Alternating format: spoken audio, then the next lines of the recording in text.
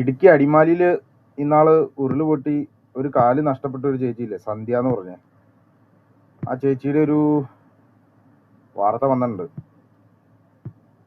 അവര് സർക്കാർ കൊടുക്കാന്ന് പറഞ്ഞ ധനസഹായം ഇതുവരെ കൊടുത്തിട്ടില്ല എന്നും പറഞ്ഞ് 10,000 രൂപ എങ്ങാണ്ട കൊടുത്തിട്ടുള്ളൂ മൊത്തം. പിന്നെ വാടക കൊടുക്കാന്ന് പറഞ്ഞിട്ടുണ്ടായിരുന്നു, 1,00,000 രൂപ കൊടുക്കാന്ന് കളക്ടർ പറഞ്ഞിട്ടുണ്ടായിരുന്നു. ഇതൊന്നും ഇതുവരെ കൊടുത്തിട്ടില്ലെന്നാണ് പറഞ്ഞത്. ഒരു 15,000 രൂപ കൊടുത്തിട്ടുണ്ടെന്നാണ് ഇപ്പൊ ചേച്ചി പറഞ്ഞേക്കണേ.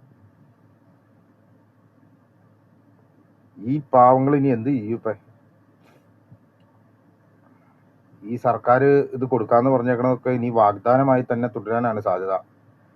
ആകപ്പാടെ മമ്മൂട്ടിയുടെ എന്തോ ഫൗണ്ടേഷൻ മാത്രമേ ഇവരെ സഹായിച്ചിട്ടുള്ളൂ എന്ന് പറഞ്ഞ്, പിന്നെ അവിടെയുള്ള പ്രാദേശികമായിട്ടുള്ള കുറച്ച് ആൾക്കാരും, അല്ലാതെ ഒരു ഗതിയും ഇല്ലെന്നും പറഞ്ഞാണ് ഇപ്പോൾ വാർത്ത 24-ന് കൊടുത്തേക്കണേ.